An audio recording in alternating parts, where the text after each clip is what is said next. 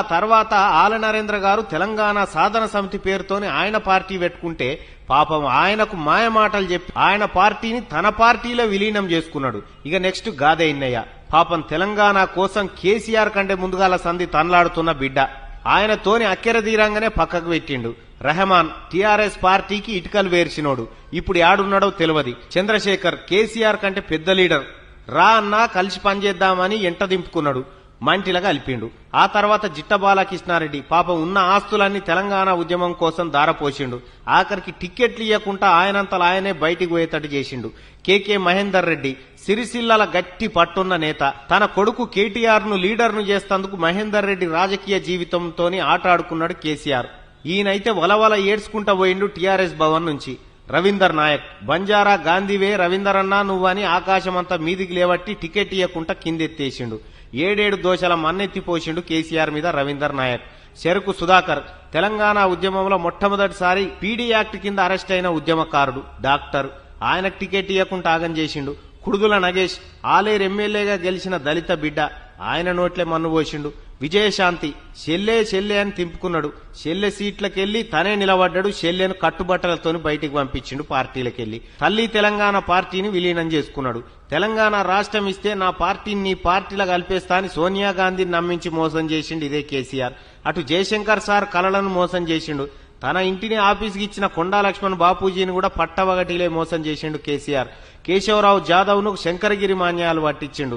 ముఖ్యమంత్రి సీటు దగ్గరకు వస్తుందని తెలుసుకుని కోదండరామరెడ్డిని దూరం చేసిండు. తెలంగాణ రాష్ట్రంలో దళిత ఉప ముఖ్యమంత్రి అని మురిసిన తాటికొండ రాజయ్యను అవమానించి క్యాబినెట్లకేం తీసేసిండు. తెలంగాణ ఉద్యమం కోసం మావోయిస్టు పార్టీని ఇడిచిపెట్టి వచ్చిన సాంబశివుడు, కోనాపూర్ రాముల కుటుంబాలను నిట్ట నిలువున ముంచిండు. కడియం శ్రీహరి ఆయన ఉనికే లేకుండా చేసిండు.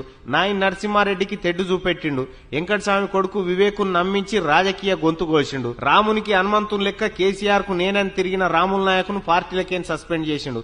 పాపం శ్రీకాంతాచారి తల్లి శంకరమ్మకు టికెట్ ఇవ్వకుండా ఆగం చేసిండు. కొండా మురళి దంపతులను కూడా ఆగమాగమే చేసిండు.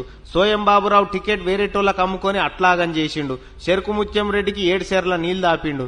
ఎం సుదర్శన్ పత్తకే లేడు. మాజీ ఎమ్మెల్యే సంతోష్ రెడ్డి పని ఖతం చేసిండు. మాజీ ఎంపీ నారాయణ రెడ్డి దుఃఖనం బంద్ చేసిండు. భారత్ వాగ్మారే అనేటాయనను ఆగం చేసిండు. మందాడి సత్యనారాయణ రెడ్డి పత్తకేలేడు. ఖమ్మంపాటి లక్ష్మారెడ్డి యాడున్నాడో తెలియదు. కొమ్మూరి ప్రతాప్ రెడ్డి కొమ్ములు ఇరిచేసిండు.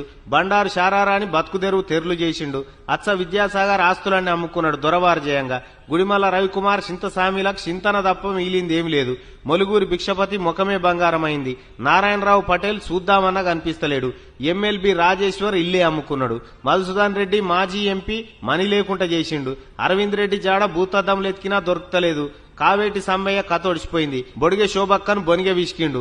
నల్లాల ఓదేల్ రాజకీయ జీవితం నల్లగా చేసిండు. సోమారావు సత్యనారాయణ జీవితం తెరులు చేసిండు. సీతారాం నాయకును అడవుల పాలు చేసిండు. విశ్వేశ్వరరెడ్డికి పొమ్మనలేక పొగబెట్టిండు. ఇట్లా కేసీఆర్ చేతుల మోసపోయినోళ్ళ లెక్క తీస్తే హనుమంతుని తోక కంటే ఎక్కువనే అయ్యేటట్టుంది పాపం. వీళ్ళ కష్టం మీద రాజకీయ ఇంటిని నిర్మించుకున్నాడు కేసీఆర్. ఇంతటి మోసకారి తెలంగాణ గడ్డ మీద తిరుగుతుంటే మా జాతి పిత అని చెప్పుక తిరిగే శంచాలకి ఈ ముచ్చట అంకితమిగా.